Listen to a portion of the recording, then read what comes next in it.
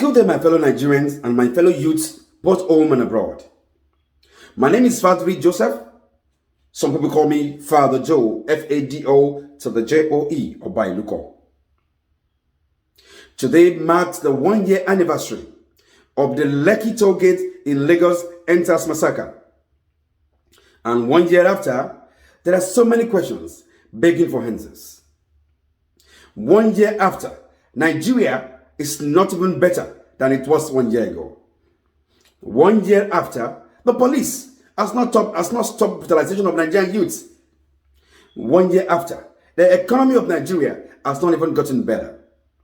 1 year after, insecurity in Nigeria is at its peak.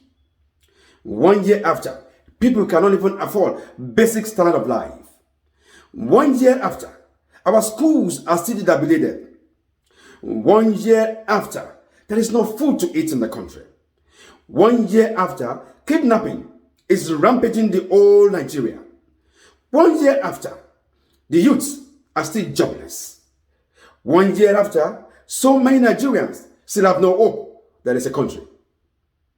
Now my question to Nigerian youth is, what are we going to do about it? 1 year after the killing of innocent Nigerians, Nigerian government still continue to deny that there was any bloodshed on that day. 1 year after, Nigerian government has not produced any report of what happened at the Lekki toll gate. 1 year after, Nigerian government are yet to listen to Nigerian youth. 1 year after, the police are still brutalizing Nigerian youth because Nigerian police are never held to any standard. 1 year after, nothing has changed. And that is why we must talk to ourselves today which way we want to go from here. Today is the best day to talk to Nigerian youth. Today is the day to define where we want to go from here. Because 2023 is around the corner. And the same leaders who are brutalizing us, the same leaders who are killing us, are already planning how to transfer power to themselves come 2023. The same people who have done nothing to better the lives of Nigerian youth are already sharing money, getting our future that we never had in the first place. 1960, when the likes of Tafawa Balewa, Nnamdi Azikiwe, and Obafemi Awolowo came together to fight for Nigeria. They were fighting for a country that will be united. They were fighting for a country that will flourish. They were fighting for a country that will be the best in Africa. That was what they envisioned. But what happened today? The leaders we have today have used tribalism and religion to divide us. They have used money, poverty to divide us. They have used unemployment to divide us. They have used politics to divide us. They have used entitlement to divide us. And it has come to a point where we now have to think, do we want this to continue or do we want a new country?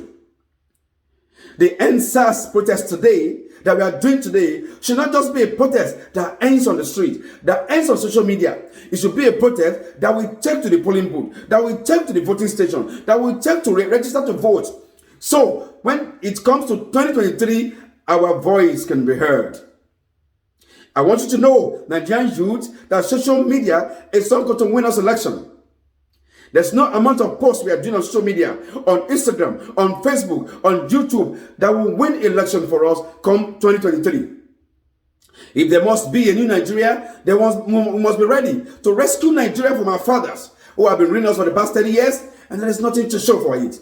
There must be a generational shift from the fathers to we the youth of Nigeria. Also, when we're talking of the youth, it's not the youths that have the countries at heart, not the youth that also want to go and invest money, not youth that wants to go and do even worse than the fathers we're talking about.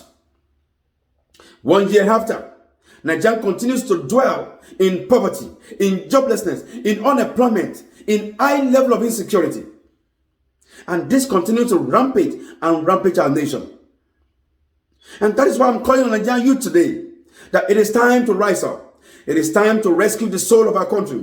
It is time to believe that Nigeria can be great again.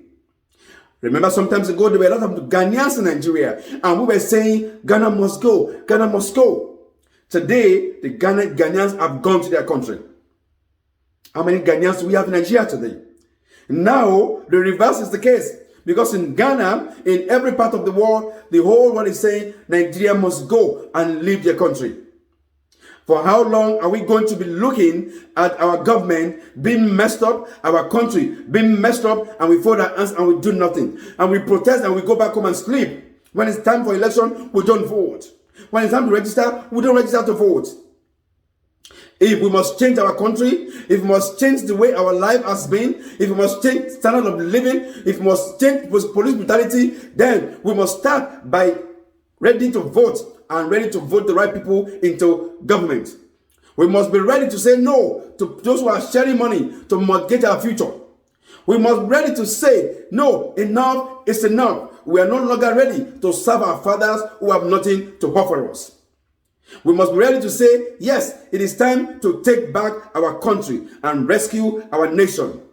It is not about changing the name of the country. No matter how you change the name of the country, if you have the same people ruling, we're going to get the same results.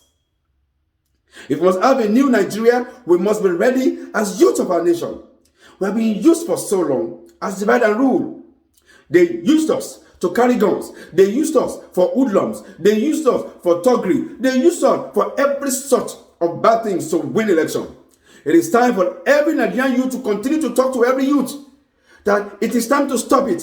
These politicians have their children abroad. They will never put their children in front to go and fight, to carry gun, but they use you and I to carry gun to fight for them. And when they get there, they give you money that will never better your life. They give you money that will never better your life. It is time as youth of Nigeria to wake up, to rise up and say, yes, there must be a new Nigeria and we must rescue our country from the hands of our fathers because they have nothing more to offer. I still believe that there's hope in Nigeria. I still believe that Nigeria will come to a country where all of us will say, let us go back home to our country. Nigerians are the ones that go to every embassy in the world right now. So many countries are rejecting Nigeria from coming to their country. But if our country is a better place, we will no longer need to go to anywhere. Other countries will beg to come to our countries. Many Nigerians that live abroad will once again beg to come back home. This is the Nigeria I am seeing. This is the Nigeria I'm looking at in the future. And I want every one of us to start from now thinking of that Nigeria. Fellow Nigerians, fellow youths, that Nigeria is possible. That Nigeria we can make it possible if we start putting our minds, our protests into action from now. That we're going to be ready 2023 to vote for leaders, to vote for youth, to vote for people who are going to make our country better, not the ones who have been making our country worse for the last 30 years. Thank you. As we protest against the war, against brutality, we're going to make our country better again. We're going to make police better again. Pay them a living wage. When you pay police a living wage, they will not have to be on the street looking for money to feed their own family. We're going to have a country where there will be good roads, stable electricity, good schools, employment. Every company that run out of the country will come back again. That Nigeria, I see it, I envisage it, and it's going to happen in my own time, in your own time, if you believe it. If you believe with me, let's go. Rescue 2023, New Nigeria 2023. Thank you.